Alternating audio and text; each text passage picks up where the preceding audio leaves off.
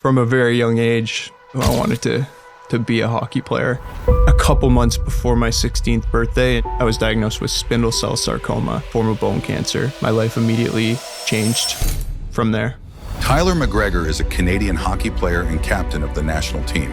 After losing his leg to bone cancer at the age of 15, he transitioned to para ice hockey, winning medals and leading the team to world championships.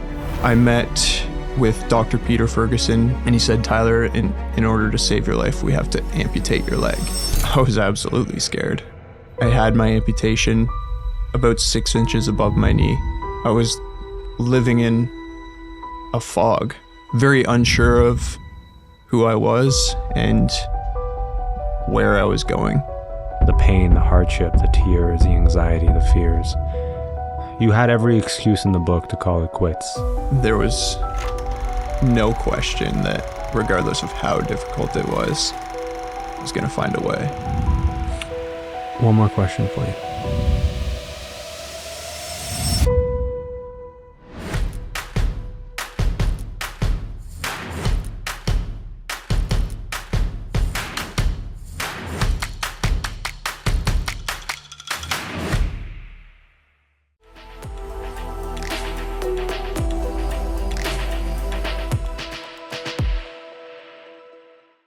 So I get asked often, what's the hardest part about running a podcast? Mm-hmm.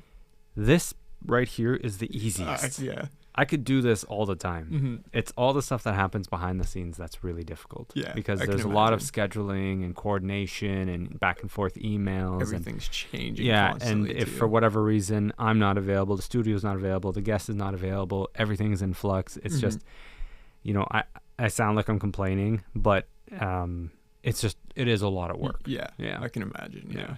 But Tyler, I am excited to have this conversation with you.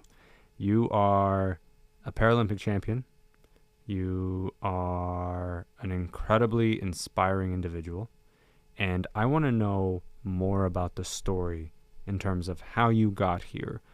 What's something that people don't know about you, Tyler, and your journey?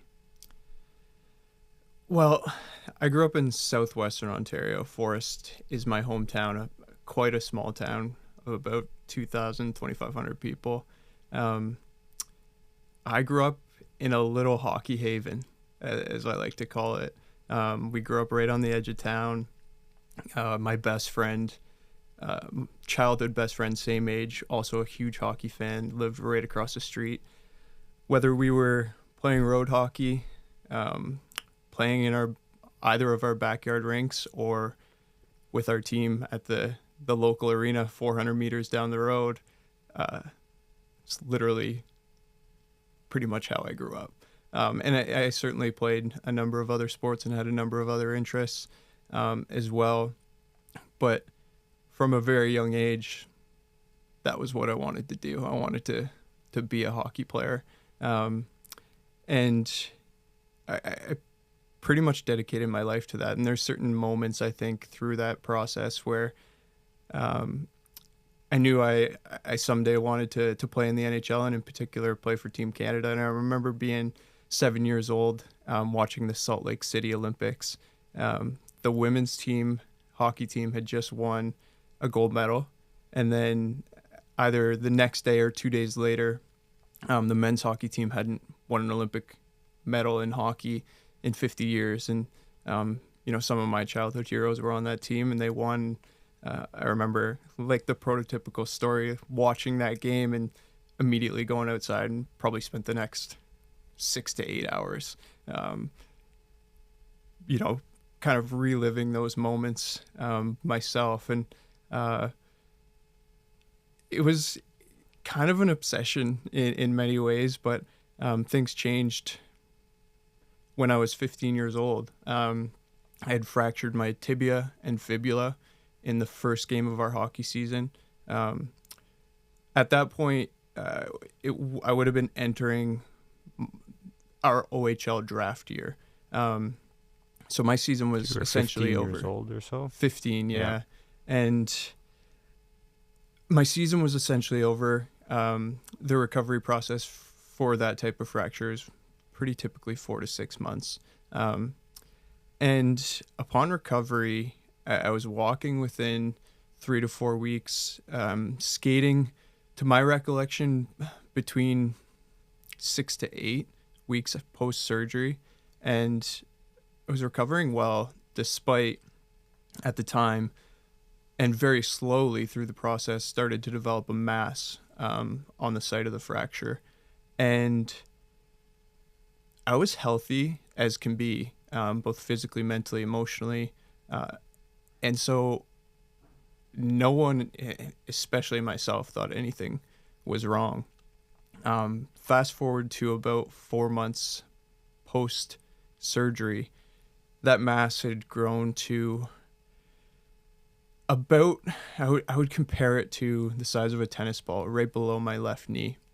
And my final x-ray, going back to see my orthopedic surgeon, showed that about 2 inches of my bone was missing, approximately. And so I had a titanium rod inserted at the initial surgery. That was really the only thing supporting my leg. And so immediately I was scheduled an emergency surgery and brought in the next day. And like no 15-year-old kid would expect, and as many people don't expect, I was diagnosed with spindle cell sarcoma, a form of bone cancer, a couple months before my 16th birthday, and my life immediately changed from there. So what happened next? Immediately after, I was admitted into the hospital for about a week after my biopsy to undergo a number of tests. My tumor had been growing for about 4 months at that point, so there was a lot of suspicion that it had spread to other parts of my body. Thankfully, it hadn't, but I underwent a number of tests just to get a better understanding of what the protocol would look like, whether I would do radiation, chemotherapy, what type of surgery we would need to do. And slowly kind of started to discover what that looked like for the next several months. And within that, had a very short, brief opportunity to go home and really kind of break the news to everyone outside of my immediate family. My team was starting playoffs. I remember going to visit them in the locker room and having our coach break the news to the team, and just breaking down emotionally, knowing I wouldn't have the opportunity to compete with them. Going into my high school and seeing all my high school friends and essentially saying goodbye for the next 8 months.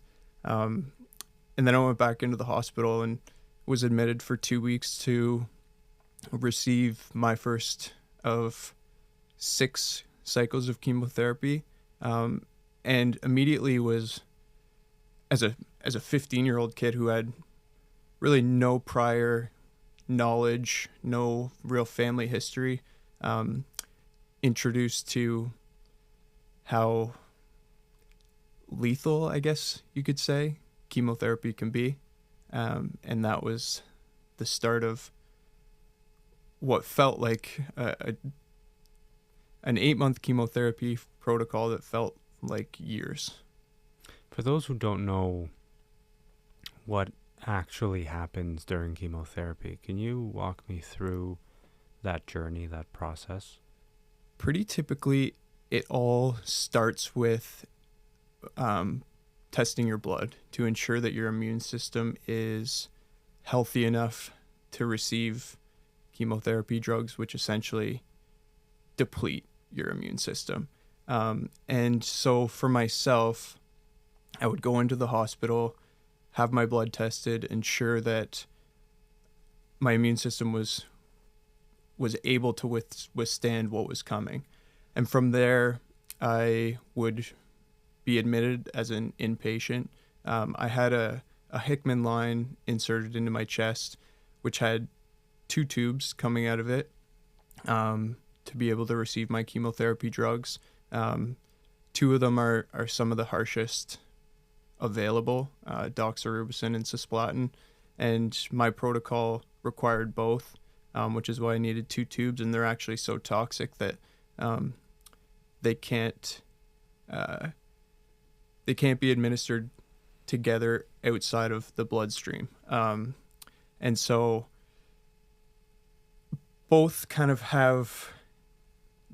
sort of different protocols, but they were administered at the same time. One was delivered over 48 hours. Another was delivered over the course of a week. And so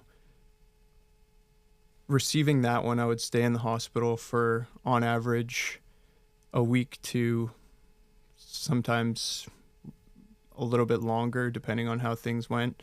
And I would have an opportunity between that to go home and rest, let my body recover, and then come back in to receive my third chemotherapy drug called methotrexate, which I actually don't have a whole lot of recollection of how that all went down. That one was a little less harsh, but from my memory, it was administered over the course of 3-4 days up to a week. And then I would have another little recovery period, and that would entail 1 cycle of chemotherapy. And what was the impact on your body through this round of chemo? Just the most fatigue that I've ever experienced in my life. That would be number one. The nausea, the constant nausea. And for me, at least, it came in waves. It was especially bad early on. Obviously, such a shock to my body to receive such toxic drugs. So the nausea was especially bad. There is the potential to have an effect on or depleted platelets in your body, so your body's ability to heal, which is certainly what one thing I experienced, where after my biopsy, the holes that they drilled into my leg never healed because my platelets had become so depleted. And there was a number of different things. Your immune system's just so weak that everyone knows about the hair loss. I was also experiencing a bit of an infection that required me to carry around a portable antibiotic for a number of weeks. I don't know exactly the timeline, but there's a number of different side effects, and ultimately it just feels as though you're dying. Were you scared? 100%. I would say in many ways I was a little immature, and I think that proved to be a bit of a benefit because I was sort of naive to the magnitude of the situation. But you were 15. Yeah, and I think in saying that, I was absolutely scared. I as anyone would be. And I think what scared me the most was just the experience of being in a children's hospital amongst kids from newborn babies to 4 or 5 years old to kids that aren't even teenagers, and literally seeing them fight for their lives as well. There was a lot of things that were scary about it, because you don't really know what's next, and it becomes really challenging to live in the moment and to feel a sense of gratitude and joy for the moment that you are in. And I think that's what's most scary about the whole thing. So, forgive my ignorance here. After they applied the chemotherapy and they did the extra surgeries on your leg, what's the current state of your leg? So after the initial diagnosis came late January of 2010, and it was a matter of weeks before we had a full understanding of and a really clear picture of what needed to happen in terms of surgery. And there was, with certainty, looking back at some x-rays and CT scans and other imagery, that the cancer had spread through most of my leg. And because of that, chemotherapy on its own was not going to be enough. So I met with Dr. Peter Ferguson from Mount Sinai Hospital. He was at Mount Sinai Hospital at the time. And I have such an admiration for what he does, and honestly having to have these types of conversations with people of all ages. But the way that I remember that happening is him walking into, I was in a 4-person hospital wardroom at the time with both of my parents, and the way I remember it is he introduced himself to myself and to my mom and dad, and he said, "Tyler, in order to save your life, we have to amputate your leg." And so I would say for me, like, that might have been one of the scariest parts of it all. Knowing sort of the finality of that surgery, kind of losing a lot of the hope that I had left of what life would look like when I finished chemotherapy. And ultimately, after I finished my first 2 rounds of chemotherapy, I had my amputation about 6 inches above my knee at Mount Sinai Hospital. Take me back to the moment you woke up from the surgery. It was actually the day of my age group's OHL draft, one that I was hoping to be a part of. And I'll actually take you back even to just laying in bed outside the operating room. My surgery was scheduled, I don't know if it was 7 or 8 a.m., but first thing in the morning. And that was really, I think, the first time where, like, I let my emotions go and felt the rush of them come out. And I remember just being in tears, laying in bed, getting wheeled in there. And for the next number of hours, they performed the surgery. I woke up quite early afterwards, and I opened my laptop and watched many of my friends get drafted to the OHL, and I was so confused and felt so defeated in that moment. And also, funny enough, like, one of my biggest fears was my girlfriend at the time was coming to visit that day, and I had looked down at my leg for the first time and did not see it. And I grabbed a pillow from behind my back and tucked it underneath where my leg was supposed to be to make it look like it was still there. And I think for that entire day, and even a period of time after that, the best way I can describe it is I was living in a fog, very unsure of who I was and where I was going. Did you ever experience that sensation where you felt like the leg was still there? I've heard people talk about that. I actually still do to this day. Interesting. And so I'll sort of describe two sensations that I still experience, maybe not quite as frequently as right after surgery, but there's what they call phantom limb pain and phantom limb sensation.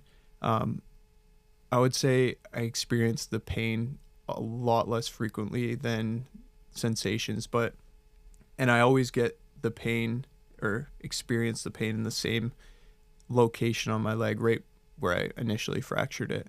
But to be blunt about it, the way it feels is almost like being stabbed right in the shin. And then the sensation that I feel is, it occurs a lot more frequently, and that is almost as if I have a shoe full of sand. Mm-hmm. And so those are the two that I experience a lot less frequently than I initially did. But even 14 years later, I still do experience those. I want to go back a second because I'm curious now.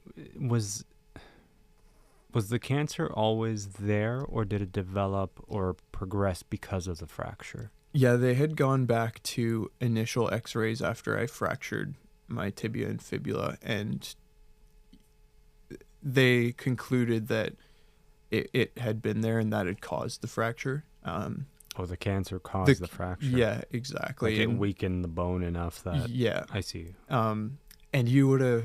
The doctor said, like, you would have never noticed it because it was so challenging to see. You would have had to be looking intentionally for cancer cells. But as a 15-year-old that was healthy, no one was looking for that, right? Of course. Mm-hmm. So then in some way, the fracture highlighted what was hiding underneath and could have potentially saved your life. Is that the right way of thinking of it? It absolutely did, yes.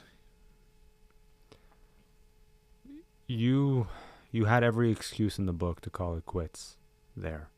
Just to say, you know what, I'm done. But instead you decided you're going to make something of your life despite the challenge of losing your leg, dealing with the chemo, the pain, the hardship, the tears, the anxiety, the fears. What made you decide to still pursue a career as an athlete? I think a number of things there. And first and foremost, I think it starts with a lot of the people around me.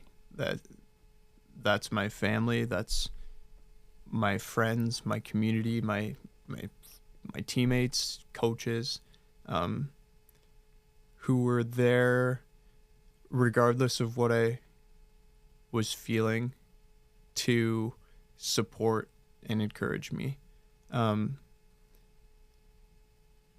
think secondly, there was, despite all the doubt in the world that I had about what my future looked like, there was this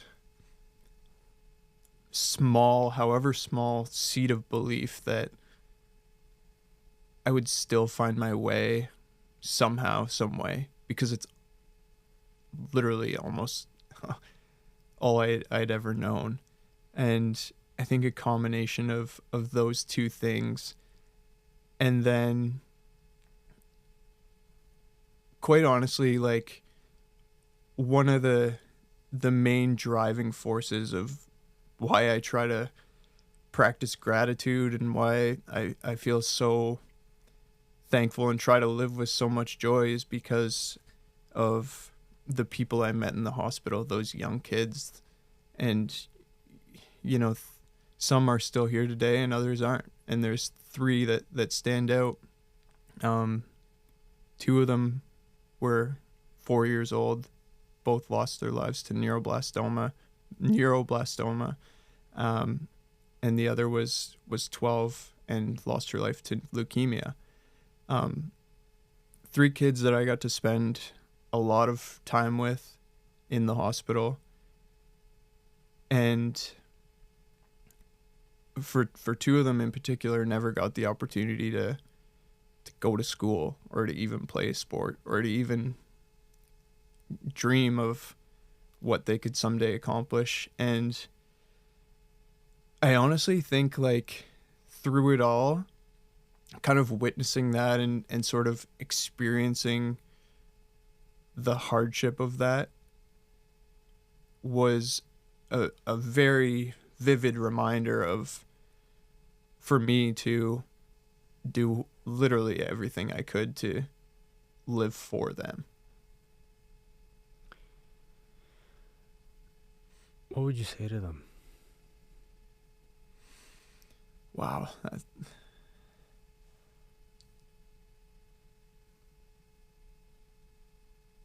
I would say thank you for bringing me joy when and bringing joy to the world when there wasn't a lot of reason to do so. I've never really thought of that, and that's a hard one to answer, but I think I would, I just want to thank them for showing up as kids. I think there's something so freeing in the way kids approach life, and regardless of circumstance, regardless of how difficult life is, I think they're a great example of joy and of gratitude.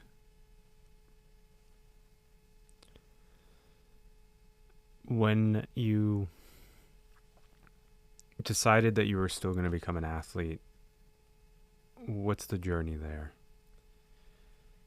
It was pretty unclear, and one where you don't necessarily know the next step, but there's an understanding that with all the fear and lack of clarity, you have to take it. And so I finished chemotherapy on October 1st, 2010. The first thing I did was put my hockey gear back on in my parents' basement, albeit, but it was my first time putting a pair of skates back on, and I literally was just walking around the basement trying to figure out how to balance on skates and a prosthetic leg. And so the journey began with that, and trying to navigate how to skate and play hockey as an above knee amputee. So I had a special prosthetic made specifically for skating, which was certainly better suited for skating than my day-to-day walking prosthetic. But without a knee, it's a significant challenge to be able to skate, especially at the level that I was at. And so there was a lot of frustration around that. And I knew I wanted to not only play and participate in sport. I'm kind of wired to be a high performer. And so that's when I started looking at other options. And that's when the journey sort of took a bit of a turn. It was actually a recommendation from a former coach of mine, Greg Bignell, to get in a sled and try to play hockey that way. Were you open to it? I was a little hesitant, to be honest, but more so because it was so unfamiliar. Yeah. And I think once the frustration of not being able to skate as well really started to get to me is when I knew that's when I had to make the transition. And so that was about a year after I'd finished chemotherapy in October of 2011. And even initially, upon getting in a sled for the first time, I was terrible. And that was not expected. I thought I'd I'd pick it up right away. I'd understand how to play. I'd understand the mechanics of playing hockey with just your upper body. And it was a more difficult transition than I anticipated.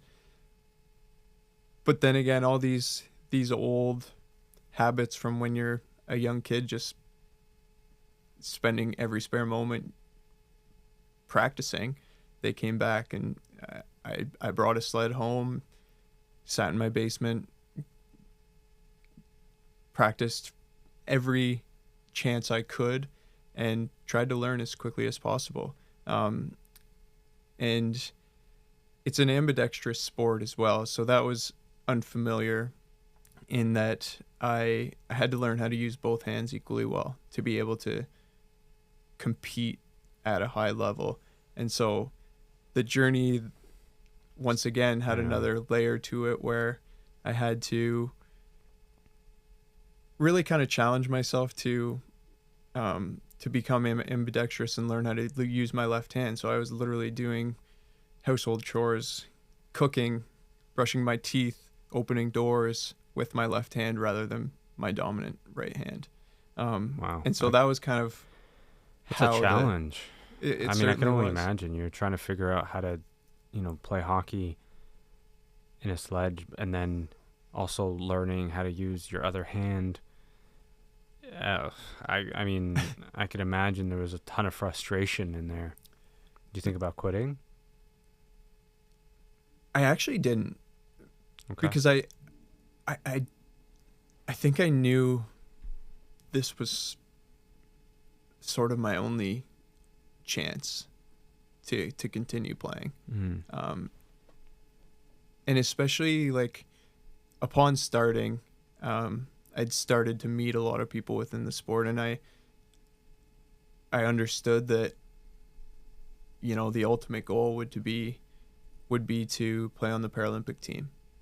And so once I had that goal in mind, there was no question that regardless of how difficult it was, I was going to find a way. What was in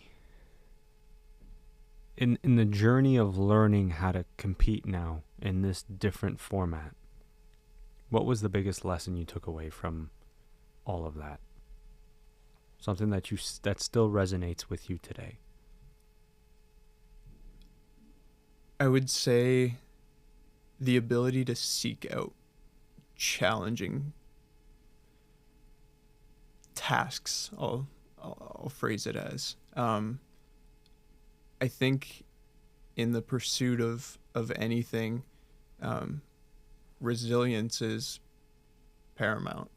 And I think you build resilience by seeking out hard things. And so whatever the experience may be, whether it was dealing with cancer, whether it was dealing with an amputation and learning to walk again, or whether it was starting a new sport, that those are all really hard, challenging things to deal with. And, in hindsight, I think prepared me to become a better athlete, because I developed the strength and resilience to find a way when things weren't going my way. The first time you put on the prostate leg, what was that like? It was frustrating. I had thought I would walk right away within a day.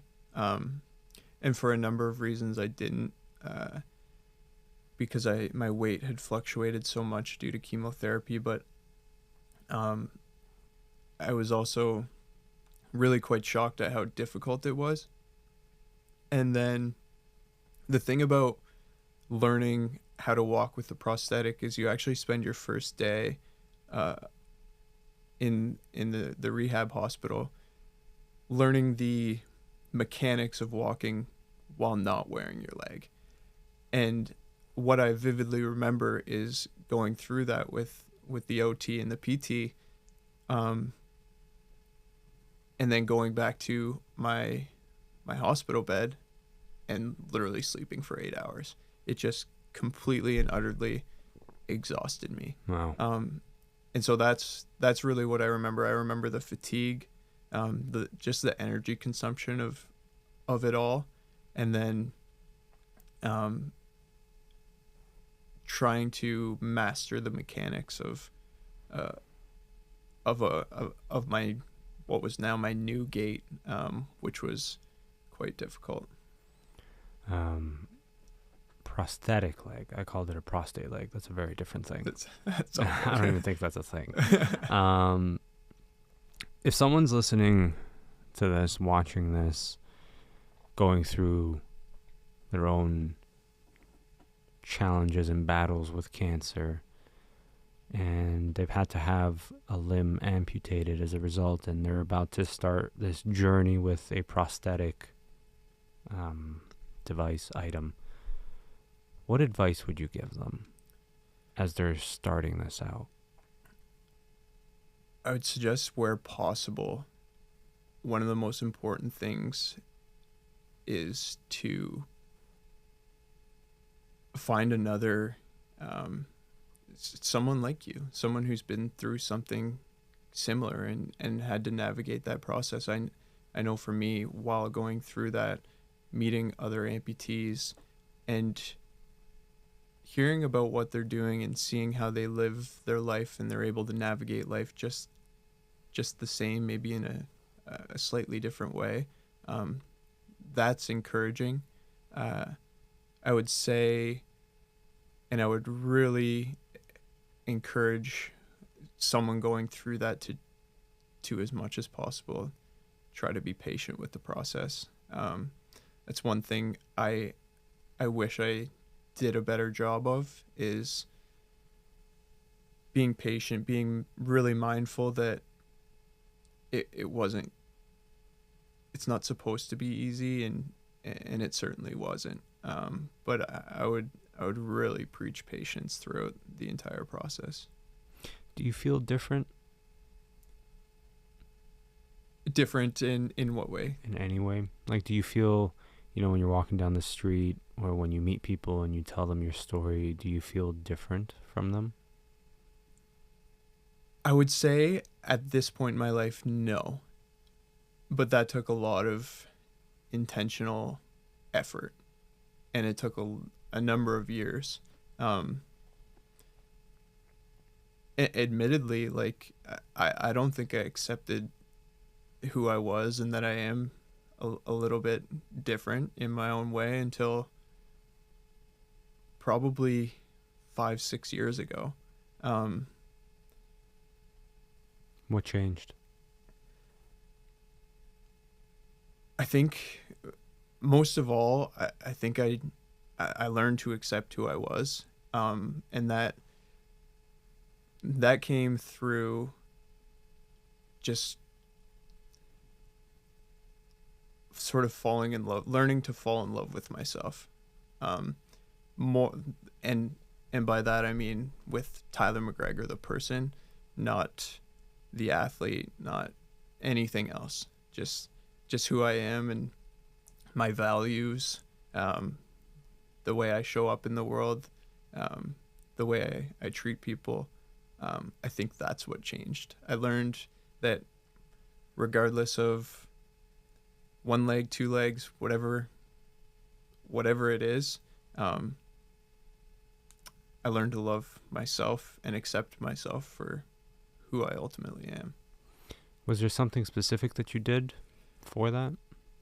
A number of things, actually. It first and foremost, like, it actually came as a result of the 2018 Paralympics, where we had a soul-crushing loss, and ultimately, like, my self-worth was based around how we performed, how I performed, and how we performed on ice, and the fallout of that was a number of months long, but it ultimately led to me reaching out to a therapist and just seeking help, trying to understand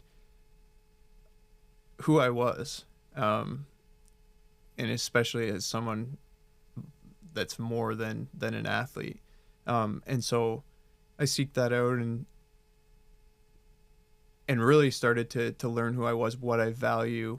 I started a bunch of different practices, and still to this day, like I practice meditation, I journal, I read a lot. And so like all these different strategies that help me sort of feel grounded and feel grateful for who I am. And that was the specific moment, I think, that led to that. When you talk about, reaching out to a therapist, the meditation, the journaling, it's still uncommon today for men to openly say that they've sought therapy. Mm-hmm. I mean, we have these conversations all the time with the attempt to encourage more men to seek help in mm-hmm. whatever form that is, but seek help. Why do you think, for athletes in particular, that's still such a struggle? I do think there's almost it's almost so deeply ingrained in the culture, this culture of bravado, and truthfully, I'm really proud of our team, specifically because I know that comfortability to reach out and seek help has just grown immensely over the past number of years. And I believe that momentum will help shift that culture of, I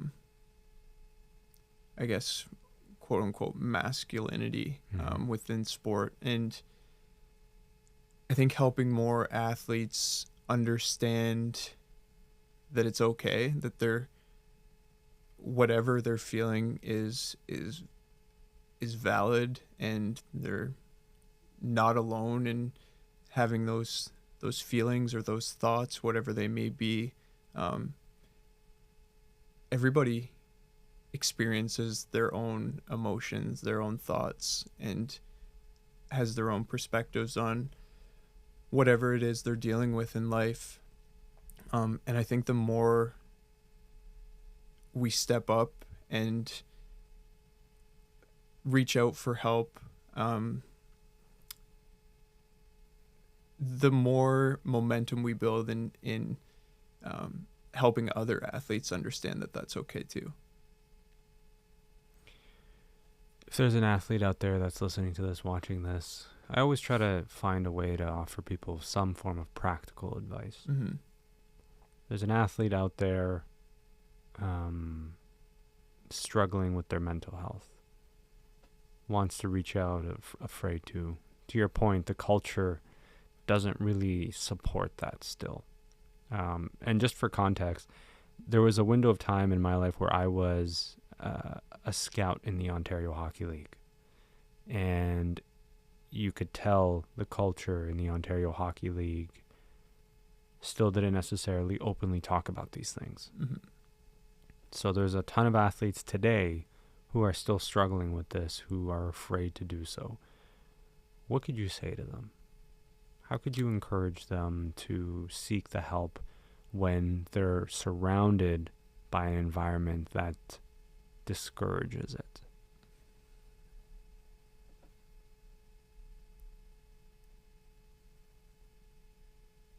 I would suggest that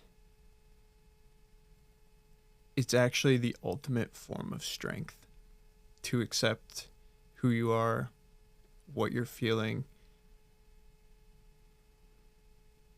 and ultimately, like I think it's so admirable for someone to be so aware and understanding that they're feeling whatever types of emotions or anxieties, fears, depression, and to understand that they need help in navigating that. And that's okay, because they are certainly not alone in having those feelings. Tell me about the connection to Princess Margaret, the Cancer Foundation, the work that you're doing there. With the Princess Margaret, it goes back to my recovery after chemotherapy. It would have been around the summer of 2011. I was actually just laying on the couch watching TV, and I saw an ad for the inaugural Road Hockey to Conquer Cancer.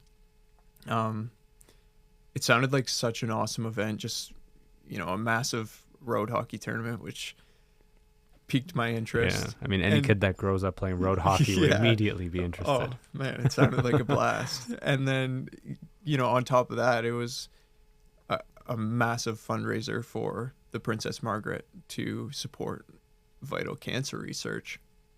And I was actually still living at home at the time. I would have been about 17. I don't even know if I didn't have my license at the time. I was late getting that.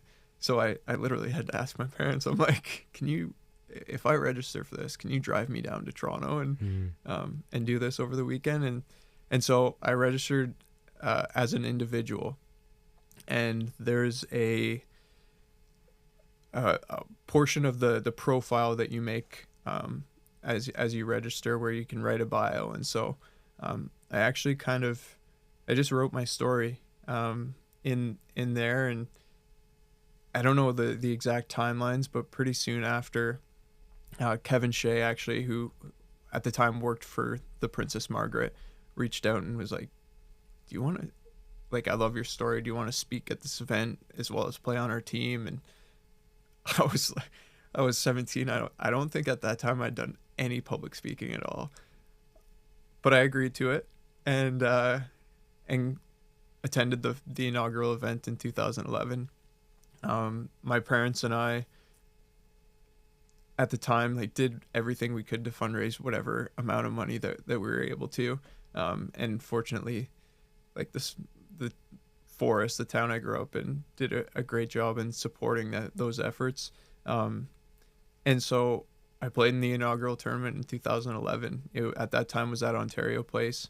I played on a team mostly of Princess Margaret Cancer Center staff, and formulated relationships with a lot of those people that I've been fortunate enough to maintain now for the past 13 years, I guess.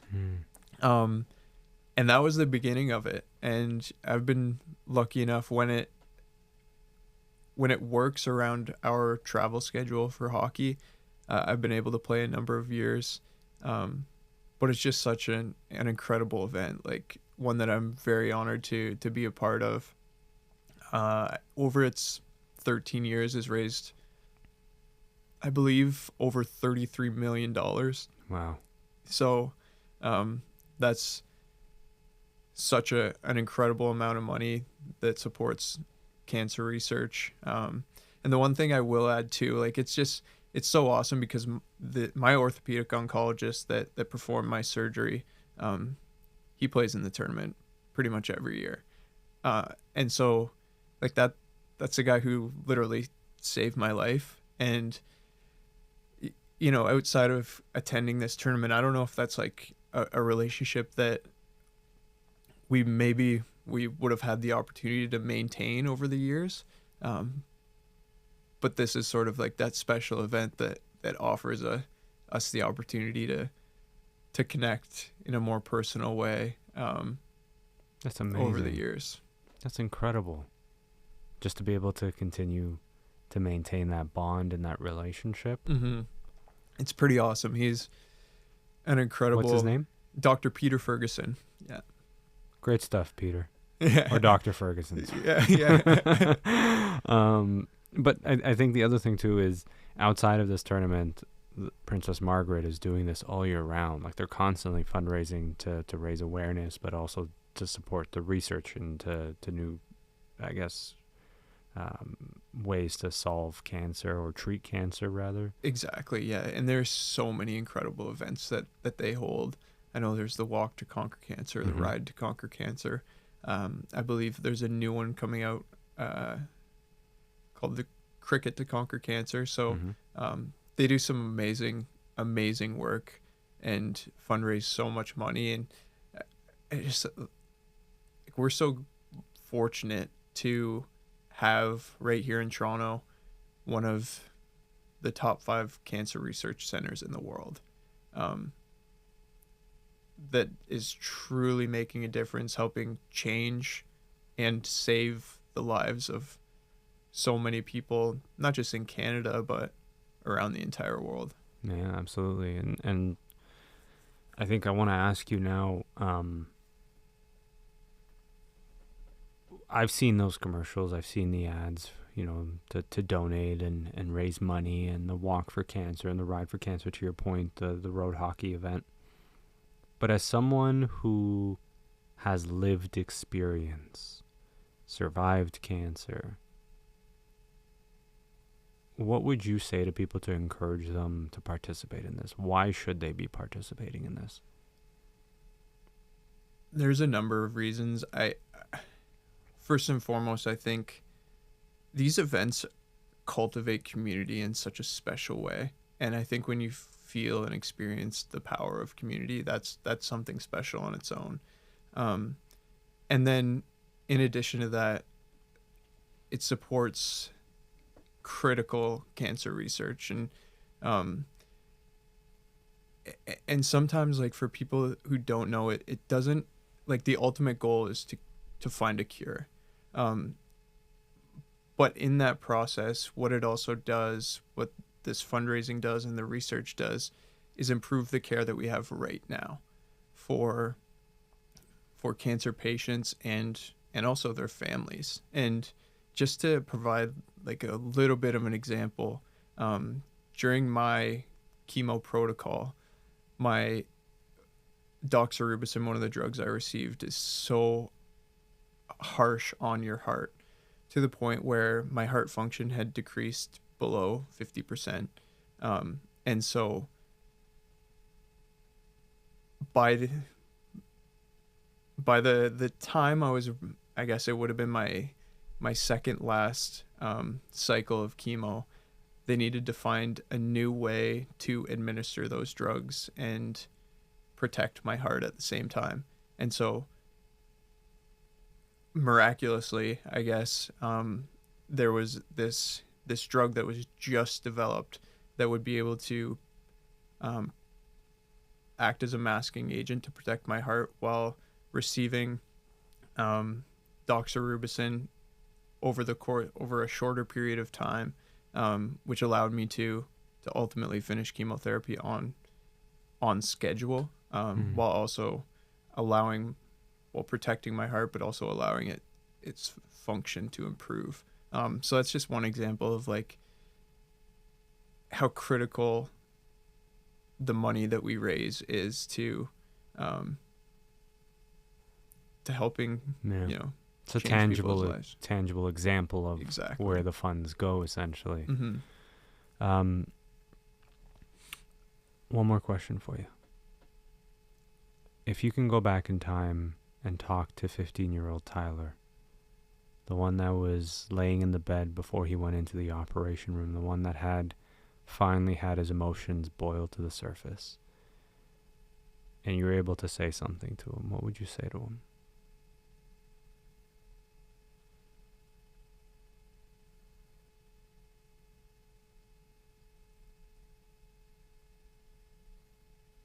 I would say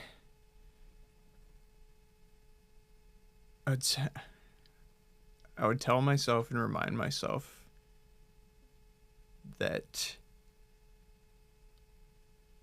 to love myself, to accept who I am right away and be confident in that. I think that's one thing I really struggled with, is being confident in who I was for a very long time. So I would remind myself of that, and to be patient with myself. You know, when you talk about it only took until a handful of years ago for you to finally accept yourself, to start loving yourself. And that feeling of being different, I just want to emphasize to you, listening to your story and your journey, that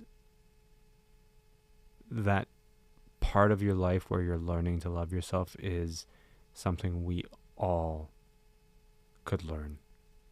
And so in that way, you're not different at all. If anything, you're well ahead of most of us. So Tyler, I just want to say thank you for sharing your story with me. Thank you for sharing this journey.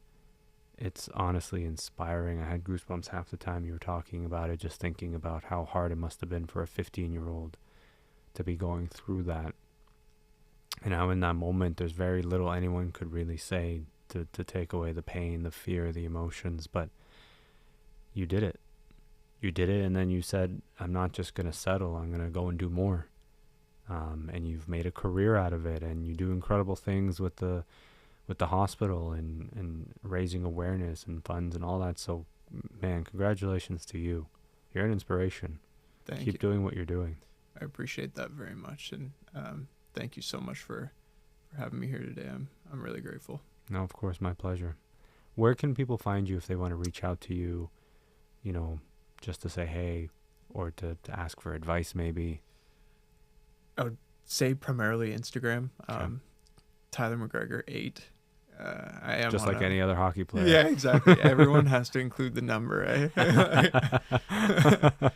Amazing. Yeah. Tyler, thank you so much. Thank you. Thank you so much, everyone.